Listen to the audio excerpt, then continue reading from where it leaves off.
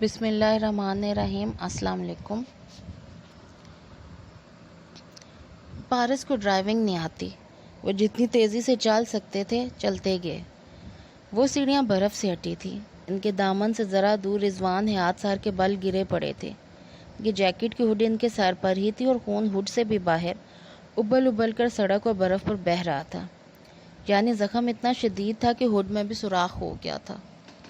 رضوان آپ ٹھیک ہو جائیں گے، بس ہم آپ کو اسپتال لے جائیں گے۔ وہ جلدی سے ہاتھ پکڑے نے سہارا دے کر اٹھانے لگی۔ وہ رو بھی رہی تھی، بدحواس بھی تھی۔ افضل بابا نے دوسری طرف سے سہارا دیا۔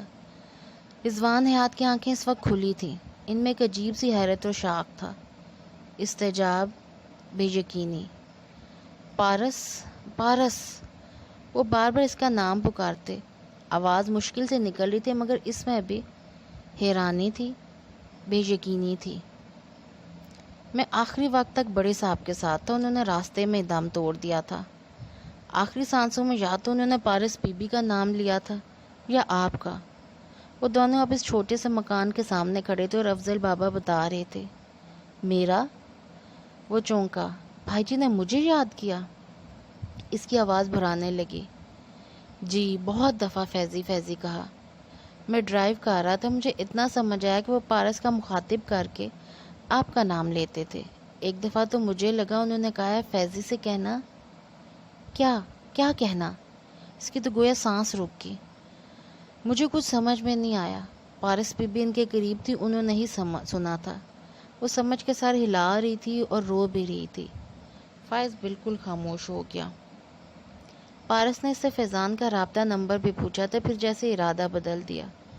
ایسا کیا تھا جو بھائی جی نے فیضان کو کہنے کو کہا اور وہ بتانا نہ چاہتی ہو؟ شاید انہوں نے ہوٹل آخری لمحات میں فیضان کے نام کر دیو۔ شاید پارس کو اس کا خیال رکھنے کو کہا ہو۔ پتہ نہیں وہ عجیب مخمسے میں پھنس گیا تھا۔ میں نہیں جانتا بڑے صاحب کو قتل کیا گیا یا نہیں، مگر پارس بھی ایسا نہیں کر سکتی۔ گھر کا تالا کھولتے ہوئے افضل بابا کہہ رہے تھے۔ فائز نے جواب نہیں دیا۔ اس کی پیشانی پر سوچ لکیروں کا جال بچھا رہی تھی۔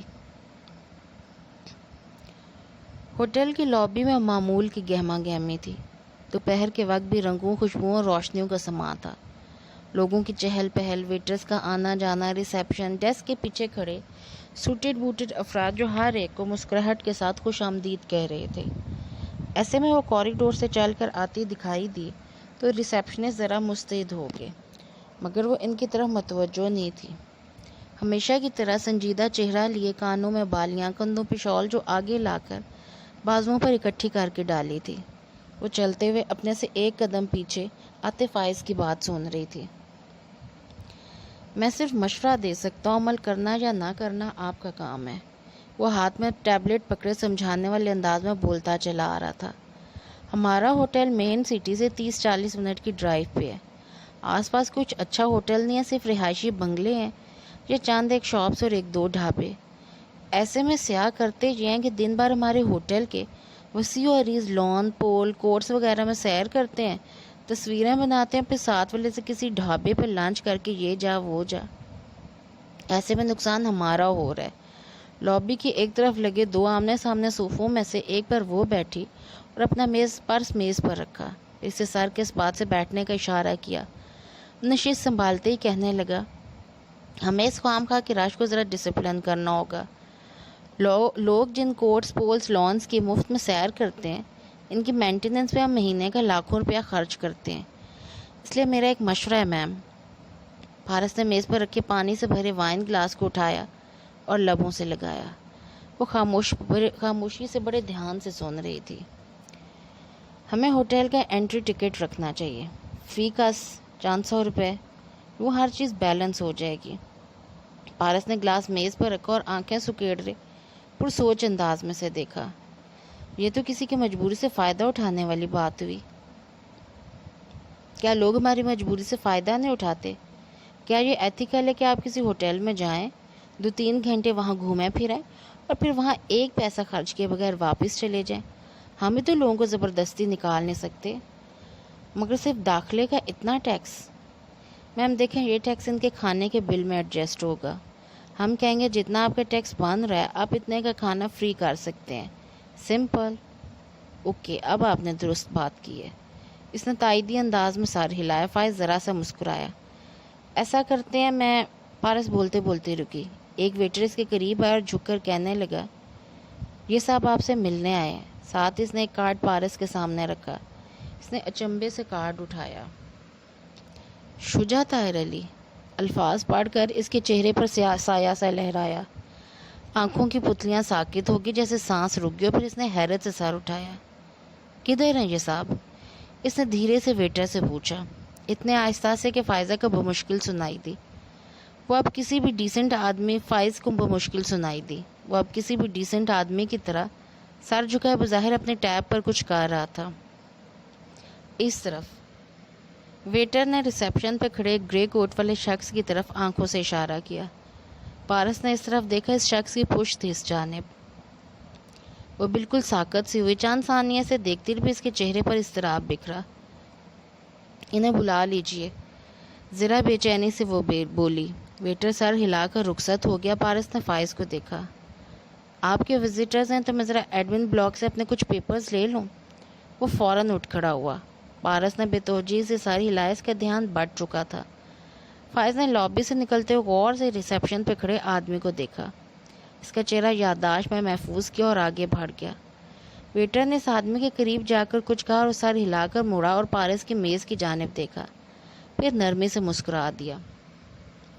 وہ گندمی رنگت کا خوش شکل سا آدمی تھا جس کی آنکھوں پر لگے فریم لیس گلاسز اس کے چہرے کی نرمی میں اضافہ کر رہے تھے. پارس مسکرائے بنا اپنے گلاس کی طرف متوجہ ہوئے. گھونٹ بھر کے اسے واپس رکھا تو اندر موجود 2 گھونٹ پانی ہولے ہولے ہلتا ساکت ہونے لگا کہ نکھیوں سے وہ آدمی اپنی طرف آتا دکھائی دے رہا تھا. لابی کافی وسیع و عریض سی. درمیان میں نصب فوارہ, لوگ, میزیں. وہ ہر رکاوٹ کی سائڈ سے نکلتا اپنے اور اس کے درمیان فاصلہ گھٹا رہا تھا. گلاس کا پانی اب ساکت ہو چکا تھا. شفاف مایا پر اب تک پارس کی آنکھیں جمی تھی. کارڈ پر لکھے ایک نام نے پانی پر بہت سی تحریریں لکھنے شروع کر دی تھی. دیکھی مگر انمٹ تحریریں. دروازہ دھیرے سے کھٹکا تھا. پہلے 2 دفعہ ہلکی دستک, پھر تیسری دفعہ تیز دستک. وہ جو کتابیں کھولے ذہن میں بیٹھی تھی چونک کر سر اٹھایا. یہ دستک وہ پہچانتی تھی. اس نے کتاب پرے ہٹائی, ماتھے پر شکن لی اٹھی. ایک نظر برآمدے کو دیکھا. اماں اور شکیل دوپہر سو کر گزار رہے تھے. وہ دروازے پہ آئی اور اسے کھولا. کیا ہے؟ اس نے اسی پرشکن پیشانی کے ساتھ پوچھا. وہ تائی سو رہی ہیں؟ سامنے کھڑا لمبا تڑنگا مگر نرمی سے مسکراتا لڑکا ذرا جھجکا. ہاں اب بتاؤ کیا کام ہے؟ وہ جلدی میں تھی اور بیزار بھی. اس صبح میں نے تمہیں گلی میں جاتے دیکھا تھا, تم لنگڑا کر چل رہی تھی. وہ سر جھکائے جلدی جلدی بولنے لگا. مجھے لگا تمہارے پاؤں میں زخم ہے, پھر لگا کہ جوتا ٹوٹ گیا. ہاں ٹوٹ گیا تھا جوتا. آگے بولو شجا. وہ کوفت سے بولی. ایک اسی کے آگے تو ساری بیزاری دکھائی جا سکتی تھی. ہاں تو میں ابھی بازار جا رہا ہوں. جوتا دے دو, موچی سے بنوا لاتا ہوں. میں خود بنوا لوں گی, زیادہ فکر کرنے کی ضرورت نہیں. اب جاؤ, امی نے دیکھ لیا تو غصہ کریں گی. وہ دروازہ بند کرنے لگی. دے دو نا, میں بنوا لاتا ہوں. ساتھ میں ہی تو ہے, وہ بے بسی سے بولا. کہا نا میں خود بنوا لوں گی, اب جاؤ. اس نے ٹھک سے دروازہ بند کر دیا. یہ طے تھا کہ اسے زندگی میں کوئی تبدیلی چاہیے تھی, نہ ہی تبدیلی لانے کی کوشش کرنا تھی. اس نے خود کو پانی کے دہارے پر چھوڑ رکھا تھا, پانی جو اب بھی گلاس میں ٹھہرا تھا. پارس نے نگاہیں اٹھا کے پھر دیکھا. شجاع فوارے کی ایک طرف سے نکل کے اس کی جانب بڑھ رہا تھا. ابھی درمیان میں بہت راستہ تھا. اب اسے فوارے کا آدھا چکر پاٹنا تھا. فوارہ جسے نکلتی پانی کی دھاریں ابل ابل کر حوض میں گر رہی تھی. ان قطروں میں چہرے تھے, ادھورے, انمٹ چہرے. تمہیں کس نے بولا تھا میرے لیے جوتے لانے کو؟ اس نے چڑھنے والے انداز میں پلاسٹک کے جوتوں کا تھیلا اس کے ہاتھوں میں واپس تھمایا. شجاع نے سر جھکا دیا. میں نے آج صبح پھر دیکھا, تم جوتا ٹھیک نہیں کروایا. تم تائی کی کھلی پرانی جوتی پہن کے جا رہی تھی. ہاں تو تمہیں کیا؟ مجھے اچھا نہیں لگتا پارو, میں تمہارے چچا کا بیٹا ہوں, ساتھ والے گھر میں رہتا ہوں. ایک جوتا بھی نہیں لے کر دے سکتا کیا؟ اس کے انداز میں پھر بے بسی دار آئی تھی. نہیں, مجھے کچھ لینا ہوگا تو اپنے پیسوں سے لوں گی.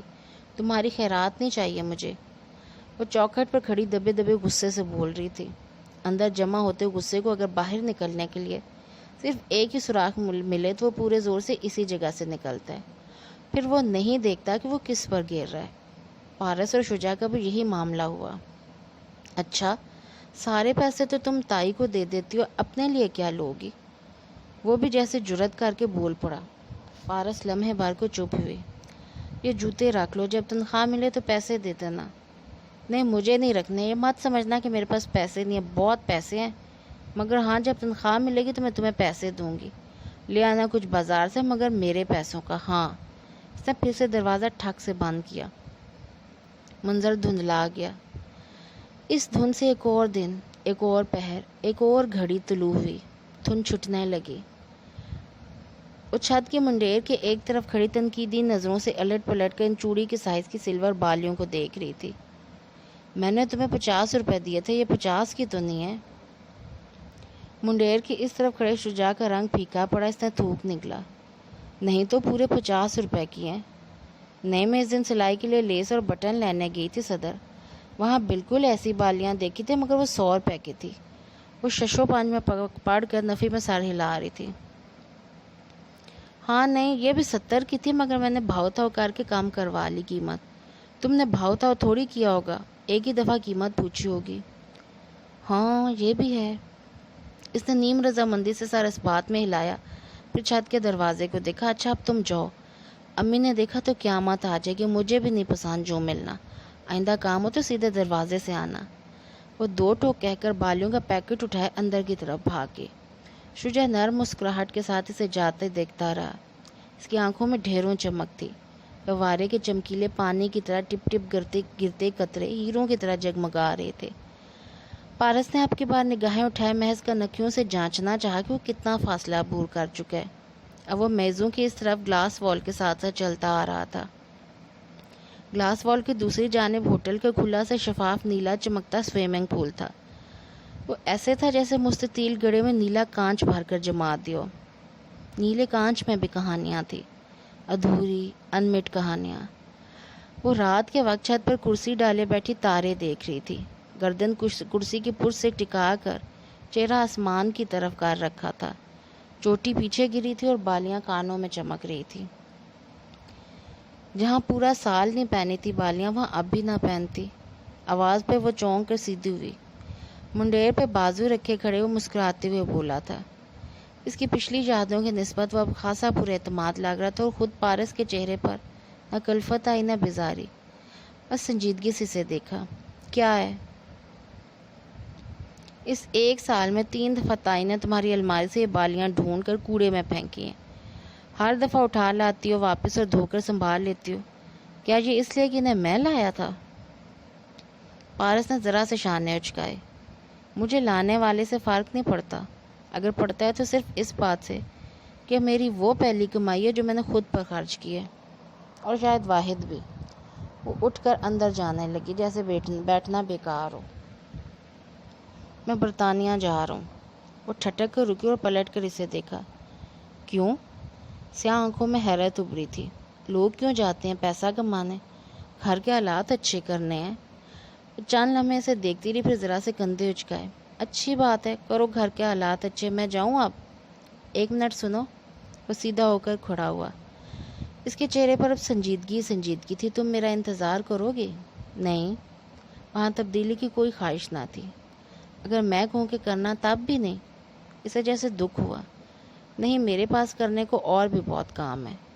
چند لمحے دونوں کے درمیان تاریخ خاموشی چھائی رہی، پھر وہ ٹھہرے ہوئے انداز میں کہنے لگا، میں خط لکھوں گا، فون بھی کروں گا، اماں تمہیں میرے خط ضرور دے گی۔ مت لکھنا، نہ ہی فون کرنا۔ اگر مجھے تمہارا انتظار کرنا ہوا تو مجھے خط یا فون کی ضرورت نہیں ہوئی، نہ کرنا ہوا تو تمہارے سارے خط سارے فون بیکار۔ میں آؤں گا پارو، تمہارے لیے آؤں گا۔ بالکل ویسے ہی اگر تمہیں آنا ہوا تو آ جاؤ گے، اور جب آؤ گی تب کی تب دیکھی جائے گی۔ اللہ حافظ۔ وہ تیزی سے دروازے کی طرف بڑھ گئی۔ پہلی سیڑھی پر قدم رکھ کے اس نے دروازہ بند کرتے ہوئے آخری بار دیکھا۔ وہ اپنی چھت کے منڈیر کے پیچھے کھڑا یاسیت سے اس طرف دیکھ رہا تھا۔ پارو کی آنکھوں میں پانی چمکا. اس نے آہستہ سے دروازہ بند کر دیا، پھر اپنی بالیوں کو چھوا. پانی کا ایک قطرہ گال پر لڑکا، پھر دوسرا، پھر تیسرا، مگر چوتھا نہیں گر سکا. شعوری کوشش نہیں تھی، لاشعوری سٹاپ لگ گیا تھا کہ جذبہ بس اتنا ہی تھا. نیلے کانچ پر سورج کی شعائیں رقص کر رہی تھیں. وہ گلاس وال کے ساتھ چلتا ہوا اس کے میز کے سامنے آ رکا. پارس نے سر اٹھایا. وہ نرمی سے مسکرا رہا تھا. وہ بدل گیا تھا، زیادہ خوش شکل ہو گیا تھا. کپڑے بھی اچھے تھے، سوٹ اور ڈریس پینٹ. بہت امیر نہیں مگر ڈیسنٹ. وہ ہلکا سا مسکرائی، رسمی سی مسکراہٹ لیے جگہ سے اٹھی.